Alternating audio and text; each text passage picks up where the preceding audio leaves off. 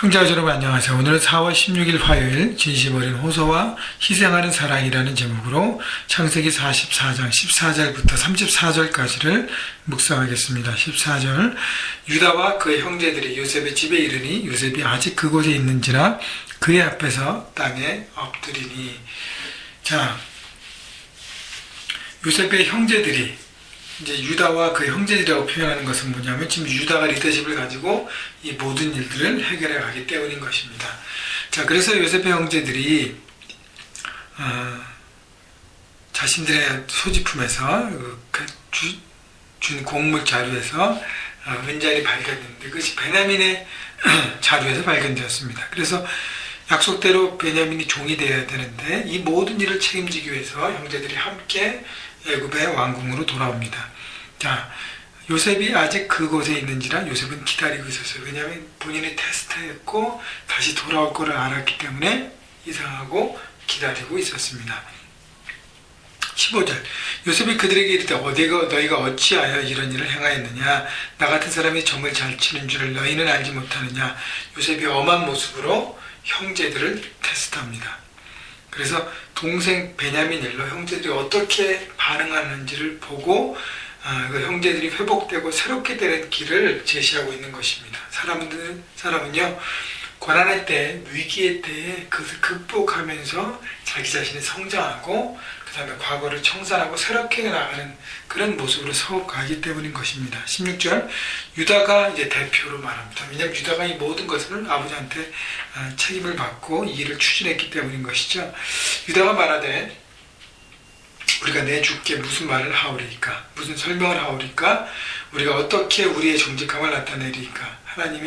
하나님의 종들의 죄악을 찾아내셨으니 우리와 이 잔이 발견된 자가 다 내 주의 너희가 되겠나이다. 자, 유다가 변명하지 않았습니다. 왜냐하면 자신들이 은자를 놓지 않았잖아요.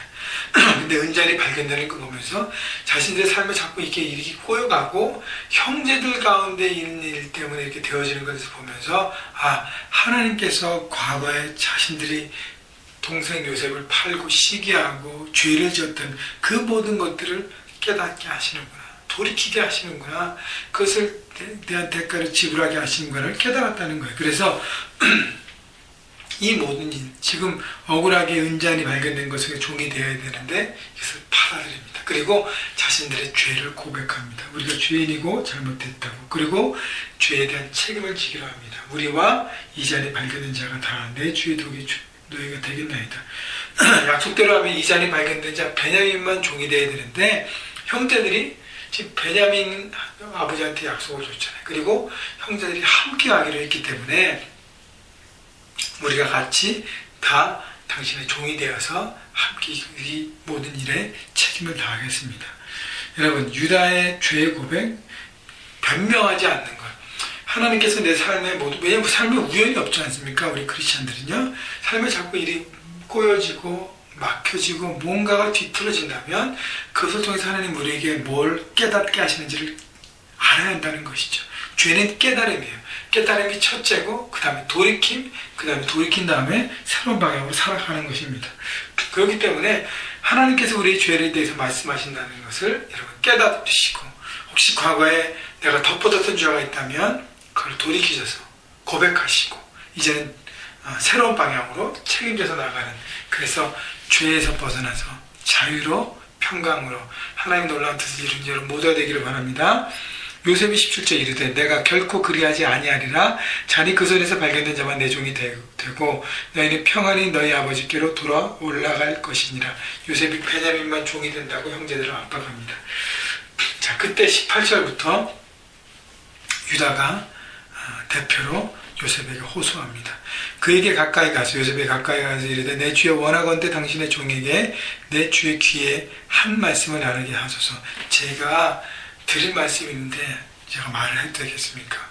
이 말을 좀 들어줄 수 있겠습니까? 라고 정중하게 간청합니다. 주의 종에게 노하지 마소서. 주는 바로와 같으심이다. 바로와 같다는 것은 뭐냐면 우리의 생명이 당신께 있습니다. 내가 목숨 걸고 생명 걸고 나의 진실함을 얘기하겠습니다.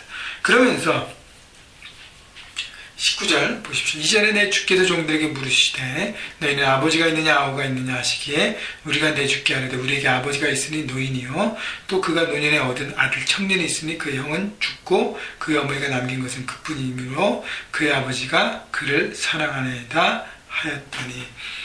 자, 지금 유다는 정말 베냐민을 보낼 수 없다고 말했던 아버지하고 노인이 된 야곱, 그리고 막내 베냐민, 요셉의 일로 자기가 큰 죄를 졌는데 이 베냐민까지 그렇게 되면 정말 아버지가 살 수 없고 자신들도 정말 면목이 없으니까 아버지가 사랑하는 막내 아들, 사랑하는 요셉이 실종됐기 때문에 지금 베냐민밖에 없는데 이 모든 상황들을 통해서 그동안의 과정들을 호소하며 자신들이 돌아갔다가 베냐민은 어떻게 될 것 같고 아버지에게 뭘 약속했고 그런 모든 것들을 얘기합니다.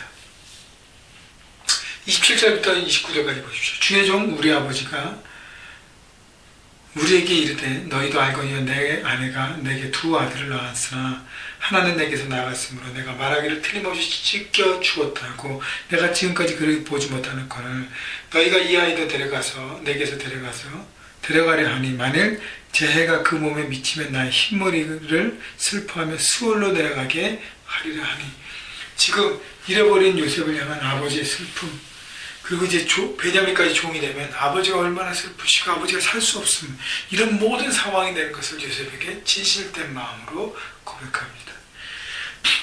사람이 진실을 통하는 거예요. 여러분, 어려운 상황이 됐을 때 진실로 사람을 대하면 그것은 내가 그 일에 대한 책임을 진다는 것이고 생명거고 얘기할 때 그것이들이 통하게 되는 것이죠.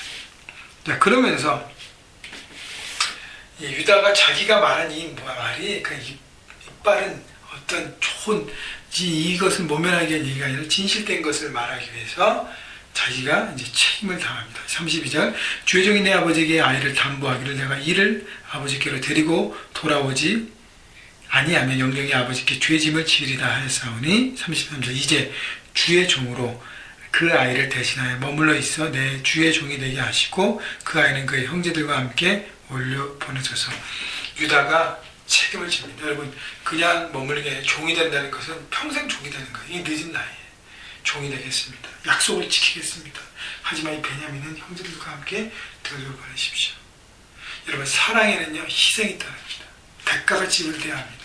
유다는 말로만 자기 죄를 고백하고 깨닫고 돌이킨 것뿐 아니라 거기에 대해서 책임을 다하고 대가를 지불합니다. 요셉에게 못했던 그것을 베냐민을 통해서 자기 것을 드러냅니다. 그리고 자기 라이트를 포기하고 희생하며 책임을 집니다. 34절 그 아이가 나와 함께 가지 않으면 내가 어찌 내 아버지께로 올라갈 수 있으리까. 두렵건대 제가 내 아버지에게 미침을 보리이다. 자, 유다의 희생을 하는 사랑에 대한 책임. 이 과거에는 요셉을 팔았습니다. 그러나 이제는 베냐민을 지킵니다. 여러분, 우리가 정말 돌이켰다면 사랑과 책임을 통해서 증명해 보여야 하는 것입니다. 여러분, 삶 현장에서 우리의 사랑, 우리가 주님 거로 받은 그 사랑을 나누고 전하기 위해서 희생이 따릅니다. 대가가 지불돼야 합니다. 그것을 정말 최선을 다해서 움직이게 해야 될 것이고요. 여러분, 그 사랑을 그냥 단순한 것이 아니라 정말 내 생명을 다하도록 그 사랑을 나누고 전하고, 그래서 여러분에 있는 속한 모든 것이 요셉을 통해서 축복을 얻은 땅이 됐던 것처럼 축복의 모든 영역이 되기를 주님의 이름으로 축복합니다.